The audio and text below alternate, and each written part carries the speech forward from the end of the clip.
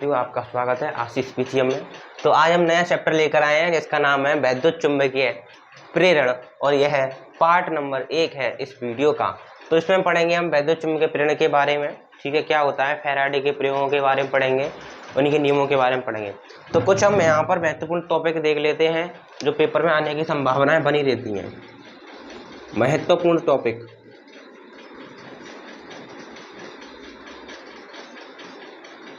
जैसे कि इसमें महत्वपूर्ण टॉपिक हो गए आपके फैराडे के नियम। 2 फैराडे के नियम है, आपको आने चाहिए फैराडे के नियम, और दूसरा है आपका गतिक विद्युत वाहक बल।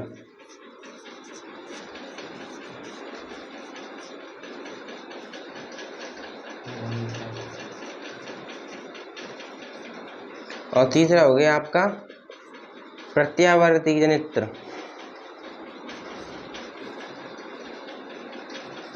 ठीक है, और जो आपकी भंवर धाराएं थी वह सिलेबस से हटा दी गई हैं। भंवर धाराएं हो गई आपकी ऊर्जा एक दृष्टि, वह भी आपके सिलेबस में से हटा दी गई है। तो ये मेन टॉपिक ये आपके हैं मोटे मोटे, इनको आप ज़्यादा फोकस करेंगे। तो अब हम देखेंगे चुंबकीय फ्लक्स क्या होता है। तो जैसे कि आपने प्रथम चैप्टर में पढ़ा था विद्युत फ्लक्स पढ़ा था, इसी प्रकार आपका होता है क्या, चुंबकीय फ्लक्स। देखो चुंबकीय फ्लक्स क्या होता है, मान लीजिए यह कोई आपका कोई काल्पनिक बंद पृष्ठ है, ठीक है, ये आपका क्या है, कोई काल्पनिक बंद पृष्ठ है। तो इस काल्पनिक बंद पृष्ठ के तल के अभिलंब जितनी भी चुंबकीय रेखाएं गुजर रही हैं उन्हीं की संख्या को हम क्या कहेंगे, चुंबकीय फ्लक्स कहेंगे। फॉर एग्जांपल के लिए मान लीजिए यह आपका कोई काल्पनिक बंद पृष्ठ है, तो इसके पृष्ठ के अंदर से 90 डिग्री के एंगल में कितनी चुंबकीय बल रेखाएं गुजर रही हैं उन्हीं की संख्या को हम क्या कहेंगे, चुंबकीय फ्लक्स कहेंगे। और आपको पता है चुंबकीय बल रेखाएं कहाँ से निकलती हैं, चुंबक के उत्तरी ध्रुव से निकलती हैं, दक्षिण ध्रुव पर समाप्त हो जाती हैं। ठीक है, तो आप क्या लिखोगे, आप लिखोगे किसी काल्पनिक बंद पृष्ठ, किसी काल्पनिक बंद पृष्ठ, किसी काल्पनिक बंद पृष्ठ के अभिलंबवत 90 डिग्री के एंगल पर टकरा के निकले, किसी काल्पनिक बंद पृष्ठ के अभिलंबवत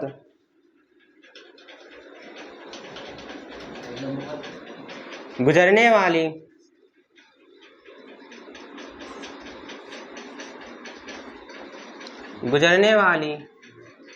चुंबकीय बल रेखाओं की संख्या को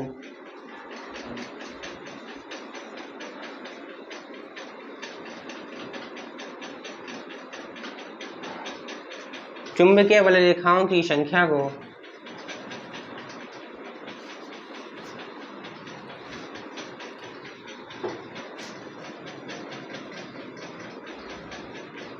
चुंबकीय फ्लक्स कहा जाता है।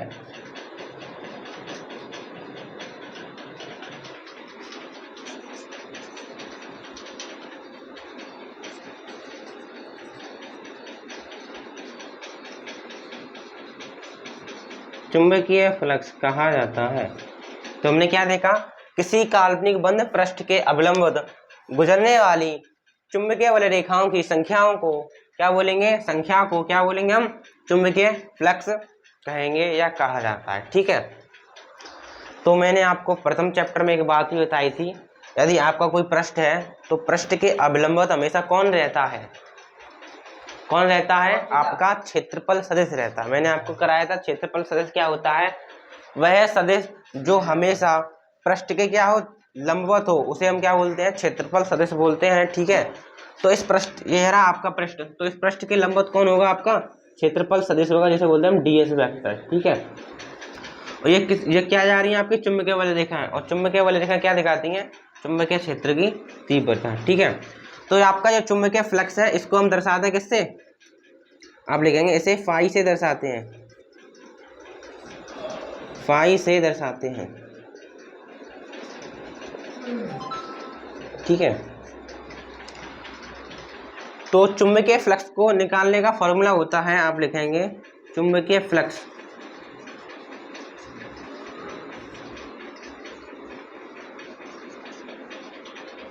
देखो, तो हम अल्प फ्लक्स की बात कर रहे हैं, अल्प चुंबकीय फ्लक्स की बात कर रहे हैं, अधिक की बात नहीं कर रहे हैं। तो अल्प की बात कर रहे हैं, डी फाई लिखेंगे, ठीक है। तो डी फाई बराबर होता है आपका क्षेत्रफल सदिश का क्षेत्रीय घटक, यानी ये वाला कौन सा घटक, ये वाला कॉस थीटा वाला, ठीक है।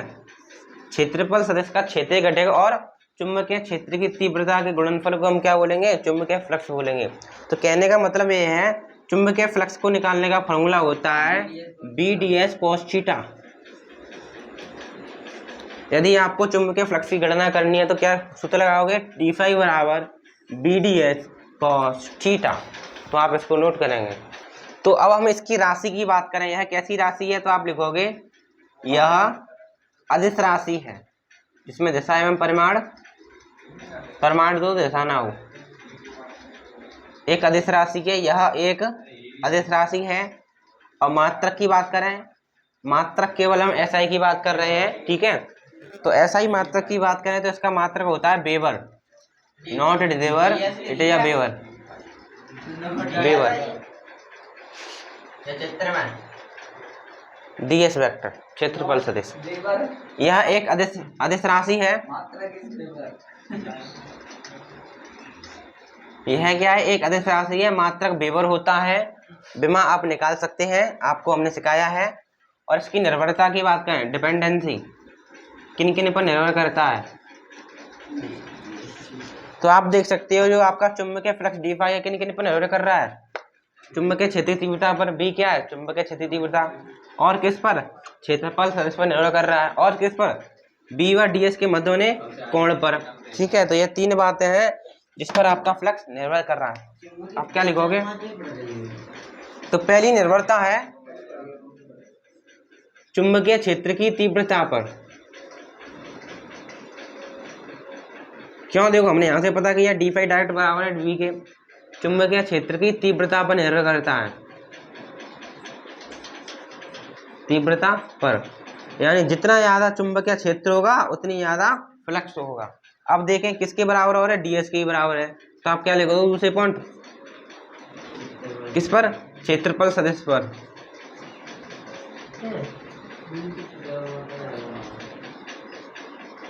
और तीसरा क्या है, इन दोनों के मध्य बने कोण पर, क्या लिख दोगे आप, बी व डीएस के मध्य बने कोण पर।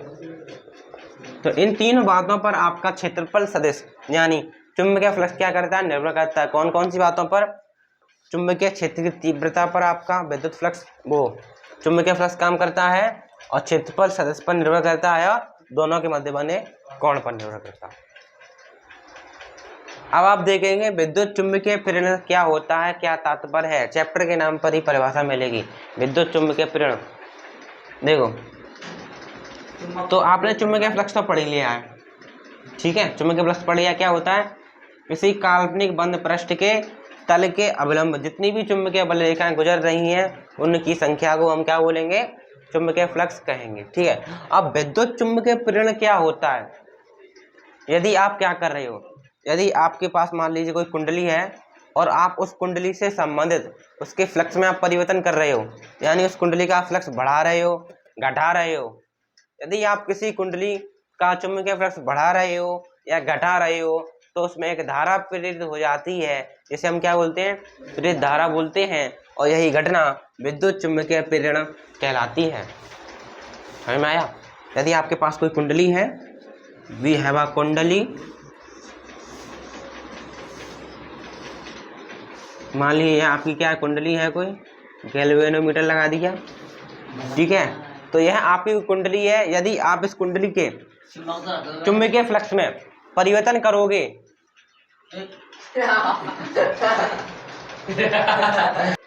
विद्यार्थियों को समझ आएंगे। देखें आप क्या देखोगे, तो मैंने क्या बताया, यदि आप किसी कुंडली से संबंधित चुंबकीय फ्लक्स में परिवर्तन करोगे तो उसमें क्या उत्पन्न हो जाएगी, प्रेरित धारा उत्पन्न हो जाएगी, जिसे हम क्या बोलते हैं, विद्युत चुंबकीय प्रेरण बोलेंगे। अब आप कहोगे ये आपके पास कुंडली है तो इसके फ्लक्स में परिवर्तन किस प्रकार होगा, तो आप क्या करना, एक छड़ चुंबक ले आना, जैसे ही आप इसके पास लेकर आओगे तो आपको पता है चुंबक में क्या होती है, चुंबकीय बल रेखाएं होती हैं, उसमें चुंबकीय बल रेखाएं निकलेंगी, और फ्लक्स में परिवर्तन होगा। ठीक है, यहाँ पर मान लीजिए आपके पास क्षण चुंबक है एस और एन, जैसे ही इसके पास लेकर जाओगे तो इसकी फ्लक्स में क्या हो जाएगी, वृद्धि हो जाएगी। क्यों? इससे चुंबकीय बल रेखा निकलेंगी, एन से ही तो निकलती हैं, तो बहुत सारी चुंबकीय बल रेखा निकलेंगी। इस प्रकार बहुत सारी चुंबकीय बल रेखा निकलेंगी, जिससे क्या होगा, इसके फ्लक्स में परिवर्तन होगा। परिवर्तन होगा, इससे क्या हो जाएगा, इसमें प्रेरित धारा उत्पन्न हो जाएगी। ठीक है, अभी हम केस लेके देखेंगे एक एक करके। तो आपको क्या समझ में आया, विद्युत चुंबकीय प्रेरण क्या होता है? यदि किसी कुंडली से संबंधित चुंबकीय फ्लक्स में परिवर्तन किया जाता है तो उसमें प्रेरित धारा उत्पन्न हो जाती है, जैसे हम क्या बोलते हैं, विद्युत चुंबकीय प्रेरण बोलते हैं। अब आप कहो कैसे उत्पन्न हो गई, ये हमने लगाई तो गैल्वेनोमीटर, आप घर पर भी करके देख लेना। आपके पास कुंडली लेना और क्षण चुंबक है, उसको जल्दी जल्दी आगे पीछे करके ले जाना, तो उसकी सुई हिल जाएगी, सुई हिल जाएगी। ठीक है, यहाँ आपने ओरस्टेड का प्रयोग नहीं देखा था, किसी तार में हमने करंट चलाई थी, उसके पास जो कंपास है उसका कंपास हिल गया था, हिल गया था नहीं, क्या था, वही वाला। तो आप क्या लिखोगे इसमें, लिखोगे आप क्या, यदि, हाँ 5 करोड़, यदि किसी कुंडली से संबंधित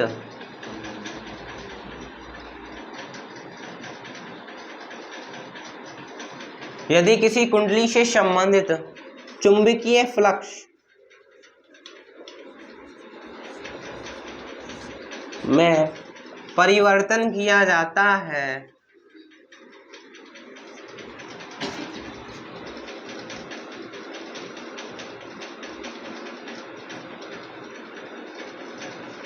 यदि किसी कुंडली से संबंधित चुंबकीय फ्लक्स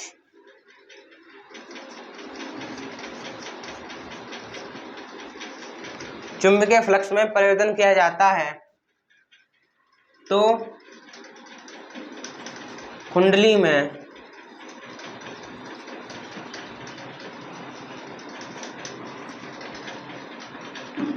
प्रेरित धारा उत्पन्न हो जाती है।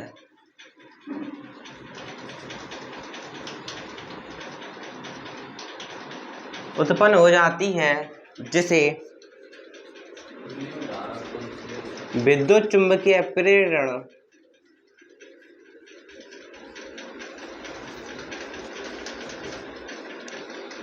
कहते हैं।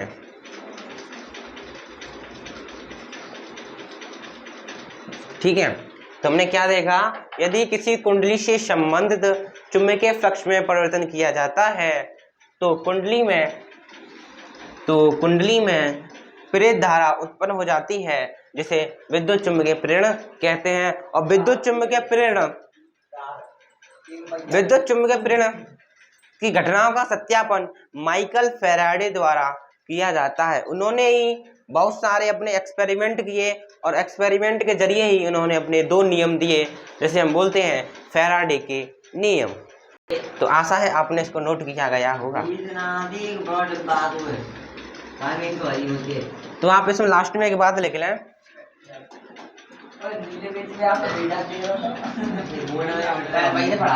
विद्युत चुंबकीय प्रेरण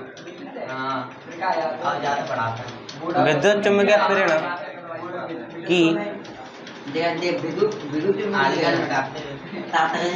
विद्युत चुंबकीय प्रेरण घटनाओं का सत्यापन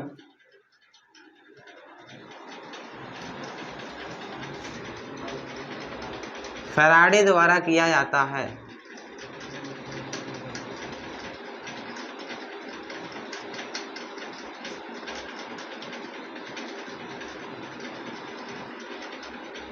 माइकल फैराडे। तो प्रिय विद्यार्थियों, अब हम देखेंगे फैराडे प्रयोग में प्रेरित धारा की दिशा। प्रेरित धारा की दिशा आपको पता है, इसमें प्रेरित धारा प्रेरित होगी तो उसकी आपको दिशा ज्ञात करनी है। प्रेरित धारा की दिशा देखो कैसे ज्ञात करेंगे। तो आपको पता है, क्या बताया था मैंने, माइकल फैराडे के द्वारा विद्युत चुंबकीय प्रेरण की घटनाओं का सत्यापन किया जाता है। तो फैराडे जी ने क्या किया, एक क्षण चुम्बक ली, ये रही आपकी, ये क्या है आपकी क्षण चुम्बक, यह आपकी क्षण चुम्बक है बार मैग्नेट, और यह उन्होंने क्या ली, कुंडली ली। तो फैराडे जी ने क्या किया, एक क्षण चुम्बक एवं कुंडली के मध्य आपेक्षिक गति करवाकर विभिन्न प्रयोग किए। कैसा प्रयोग किया, तो उन्होंने क्या किया, फैराडे जी ने क्षण चुम्बक का, देखो करंट प्रेरित धारा कब उत्पन्न होती है, जब फ्लक्स में परिवर्तन होता है। परिवर्तन का मतलब या तो कमी हो जाए या तो वृद्धि हो जाए। परिवर्तन का मतलब ये है, जैसे ही फ्लक्स में परिवर्तन होगा आपकी करंट उत्पन्न होगी, कौन सी वाली, प्रेरित धारा उत्पन्न होगी। तो फैराडे जी ने प्रथम केस में क्या किया, दो केस बनाए उन्होंने। तो पहली स्थिति में उन्होंने क्या किया, पहली स्थिति में वह क्षण चुम्बक का उत्तरी ध्रुव कुंडली के पास लेकर गए। तो क्षण चुम्बक का उत्तरी ध्रुव है कुंडली के पास लेकर गए। आपको पता है जैसे ही क्षण चुम्बक का उत्तरी ध्रुव कुंडली के पास ही आएगा तो उसमें चुंबकीय बल रेखाएं गुजरेगी। आपको पता है नॉर्थ पोल से तो चुंबकीय बल रेखाएं निकलती हैं, तो ये निकली, ठीक है। तो चुंबकीय बल रेखा निकलेंगी तो उसके बंद पृष्ठ से चुंबकीय बल रेखाएं गुजर रही हैं, तो गुजर रही हैं तो फ्लक्स में क्या होगा, परिवर्तन नहीं होगा। मैंने अभी पढ़ाया था आपको चुंबकीय फ्लक्स क्या होता है, किसी काल्पनिक बंद पृष्ठ के तल के अभिलंबवत गुजरने वाली चुंबकीय बल रेखाओं की संख्या को क्या बोलते हैं, फ्लक्स बोलते हैं। यदि फ्लक्स में परिवर्तन होगा तो प्रेरित धारा उत्पन्न होगी। तो जैसे ही मैं क्षण चुम्बक का उत्तरी ध्रुव कुंडली के समीप लेकर गया तो इसके फ्लक्स में परिवर्तन हुआ। परिवर्तन हुआ मतलब वृद्धि हुई। वृद्धि कैसे हुई, नॉर्थ पोल जाएगा तो अधिक चुंबकीय बल रेखा निकलेगी, अधिक गुजरेंगी इसके पृष्ठ से तो अधिक फ्लक्स उत्पन्न होगा। तो फ्लक्स अधिक उत्पन्न हुआ, हुआ कि नहीं हुआ। जैसे ही फ्लक्स अधिक उत्पन्न हुआ तो उसमें एक धारा प्रेरित होगी जिसका नाम क्या बोला हमने, प्रेरित धारा बोला। क्या बोला, इसमें करंट आ गई, आई नाम की करंट आई, जैसे हमने क्या बोला, प्रेरित धारा बोला। क्या बोला, प्रेरित धारा, ठीक है। तो इतनी बात तो आपके माइकल फैराडे जी कहकर चले गए। उन्होंने क्या बताया, बस इतना बताया, यदि किसी कुंडली से संबंधित चुंबकीय फ्लक्स में परिवर्तन किया जाता है तो उसमें प्रेरित धारा उत्पन्न हो जाती है, लेकिन इसकी दिशा के बारे में उन्होंने नहीं बताया।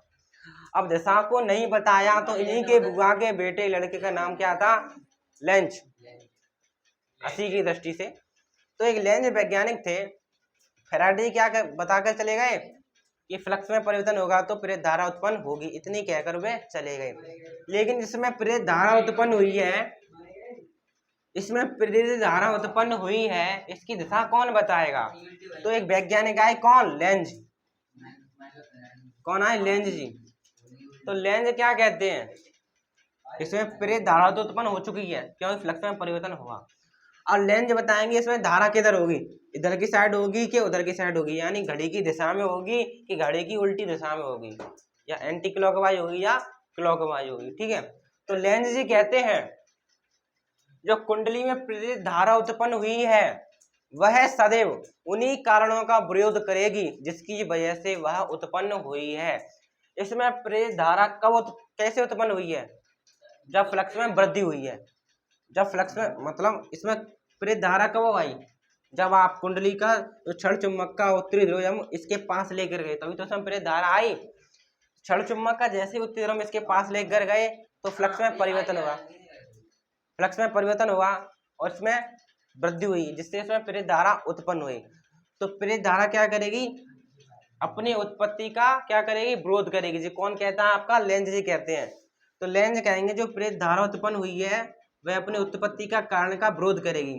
तो कैसे उत्पन्न हुई है, जब आपका उत्तरी ध्रुव इसके पास आया है तो प्रेरित धारा चाहेगी कि ये कुंडली का उत्तरी ध्रुव मेरे से दूर जाए। दूर जाने के लिए क्या करेगी, यह कुंडली स्वयं उत्तरी ध्रुव में बदल जाएगी, तभी तो विरोध होगा। इसके पास जाने से प्रेरित धारा उत्पन्न हो गई। अब प्रेरित धारा कहेगी तेरे मेरे पास आने से इसमें करंट उत्पन्न हुई है तो तू मेरे से दूर जा, तभी तो विरोध होगा। तो विरोध करने के लिए यह कुंडली स्वयं उत्तरी ध्रुव में परिवर्तित हो जाती है। जब उत्तरी ध्रुव में परिवर्तन हो जाएगी, यह भी आपका उत्तरी ध्रुव, यह भी उत्तरी ध्रुव, तो दोनों में क्या होगा, प्रतिकर्षण होगा, जिससे ये दूर भगेगा। ये बात किसने कही, आपके लेंज जी ने कही। तो आपको पता चला, जैसे ही कुंडली को हम पास लेकर जाएंगे तो कुंडली का समीप वाला सिरा उत्तरी ध्रुव की भांति व्यवहार करने लगेगा। तो उत्तरी ध्रुव को थोड़ा बाहर निकालेंगे और आप इसको थोड़ा ऐसे याद करेंगे, इस प्रकार चिन्ह बनाओगे। तो आप देख रहे हो, मतलब इसी से दिशा की बात कर रहे हैं ना, तो दिशा देखो कुछ इस प्रकार नहीं बन रही। इस वाली दिशा को क्या बोलते हैं हम, घड़ी की उल्टी दिशा। इसको बोलते हैं हम क्या, वामावर्त। वामावर्त दिशा। तो यह बात आपको समझ में आई। जब किसी कुंडली का उत्तरी ध्रुव जब किसी क्षण चुंबक का उत्तरी ध्रुव कुंडली के पास लेकर जाते हैं तो उसमें धारा का प्रवाह वामावर्त दिशा में होता है। वामावर्त यानी घड़ी की उल्टी दिशा में, यानी करंट किधर चलेगी, आपकी इधर चलेगी। जो इसकी सुई है इधर जाएगी, इधर। समझ में आया, नोट करें, नहीं समझ में आया हो दोबारा पूछना। तो आपने प्रेरित धारा की दिशा देखी। तो जब हम कुंडली क्षण चुंबक को कुंडली के पास लेकर गए तो दिशा क्या आती, वामावर्त यानी घड़ी की उल्टी दिशा में। अब केस नंबर 2 देखेंगे। केस नंबर 2 में प्रेरित धारा की दिशा देखेंगे। दो केस बन सकते हैं, या तो पास ले जाओ या तो दूर ले जाओ। पास ले जाने वाला देख लिया हमने, दूर ले जाने वाला देखेंगे। इस बार भी आपकी क्या है, क्षण चुंबक है। यहाँ पर आपकी कुंडली है,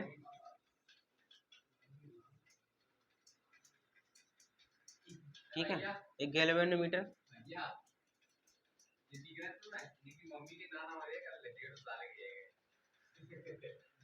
देखो, तो अब देखेंगे जब हम क्षण चुंबक को इसके समीप लेकर गए तो धारा की दिशा वामावर्त थी। अब इस कुंडली को हम दूर लेकर जाएंगे, ठीक है। इसको मैं दूर लेकर जाऊंगा कुंडली, क्षण चुंबक को कुंडली से, तो चुंबकीय बल रेखा निकलेंगी, थोड़ी बहुत निकलेंगी। देखो, तो ऐसी बात तो मैं दूर लेकर जाऊंगा, थोड़ी बहुत तो निकलेंगी। पास थी तो अधिक निकले, दूर ले जाऊंगा तो कम निकलेगी। तो चुंबकीय बल रेखा इससे निकली तो चुंबकीय फ्लक्स में क्या हुआ, परिवर्तन हुआ।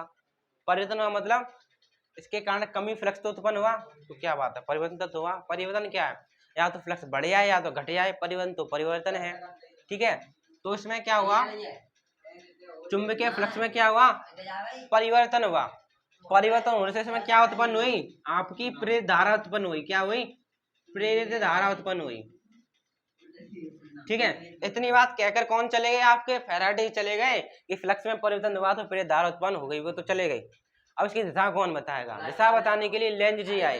तो लेंज जी ने क्या कहा, लेंज जी ने कहा जो प्रेरित धारा है अपनी उत्पत्ति के कारणों का क्या करेगी, विरोध करेगी। तो उसमें प्रेरित धारा कब उत्पन्न हुई, जब यह कुंडली से दूर गई। तो ये क्या कहेगी, तू दूर क्यों आ रही है, मेरे पास आ। तो पास आने के लिए यहाँ पर क्या बन जाएगा आपका, दक्षिणी ध्रुव। तो ये एन ये एस दोनों में क्या होगी, अट्रैक्शन होगी। तो यहाँ से दिशा क्या मिलेगी आपको, याद करें, इस प्रकार है, यानी इस प्रकार दिखाई दे रही दिशा आपको। इस दिशा को हम क्या बोलेंगे, दक्षिणावर्त दिशा।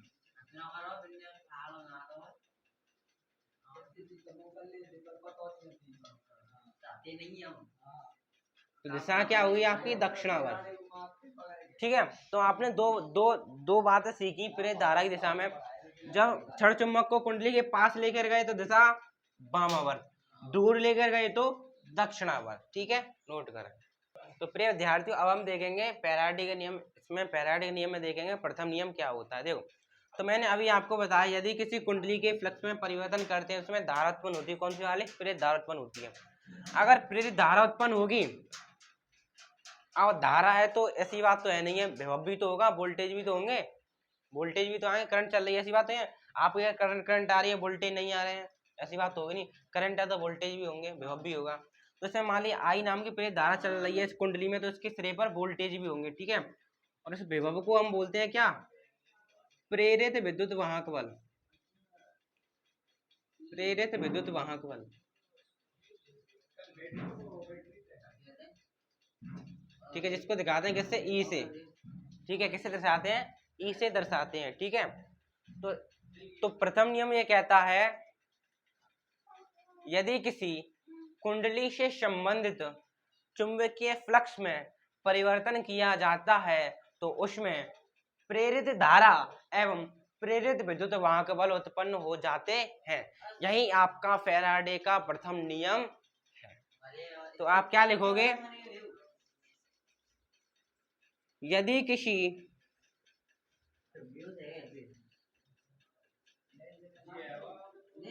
कुंडली से संबंधित यदि किसी कुंडली से संबंधित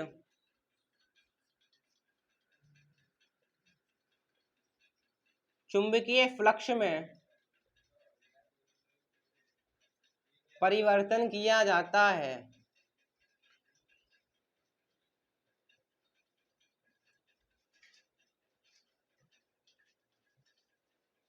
यदि किसी कुंडली से संबंधित चुंबकीय फ्लक्स में परिवर्तन किया जाता है तो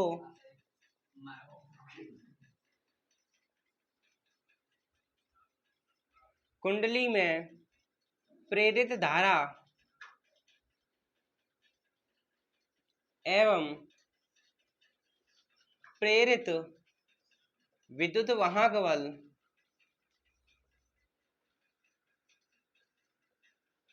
यानी कि ई उत्पन्न हो जाते हैं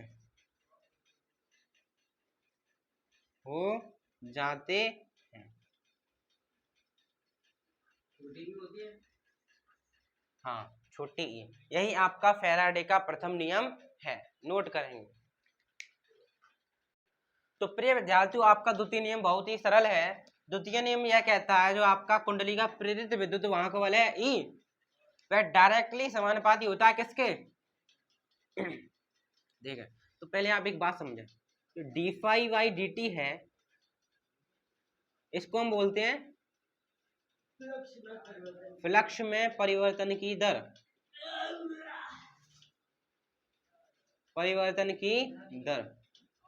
डी फाई बट्टे डी टी को हम क्या बोलेंगे, फ्लक्स में परिवर्तन की दर। समझ में आया?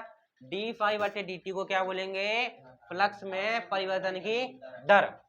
तो जो आपका फैराडे का द्वितीय नियम है वह यह कहता है कुंडली का प्रेरित विद्युत वाहक बल यानी कि ई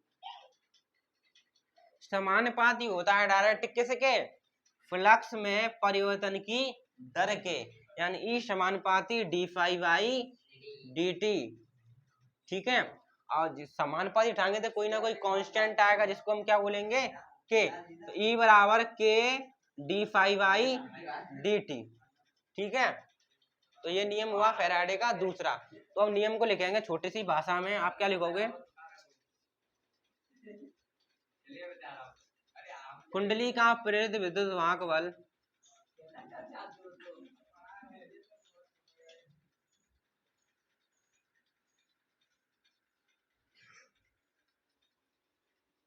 किसी कुंडली का प्रेरित विद्युत वाहक बल फ्लक्स में परिवर्तन की दर के समानुपाती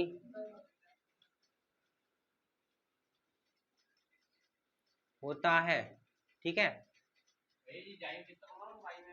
इसका नहीं है ये। ठीक है, तो आपको समझ में आया होगा। दूसरा नियम क्या कहता है, किसी कुंडली का प्रेरित विद्युत वाहक बल फ्लक्स में परिवर्तन की दर के समानुपाती होता है। ठीक है, तो मैं ये देखा विद्युत वाहक बल डायरेक्ट समानुपाती है फ्लक्स में परिवर्तन की दर के। ओके, कल बताएंगे। ठीक है, तो प्रिय विद्यार्थियों, आज के लिए इतना ही। धन्यवाद।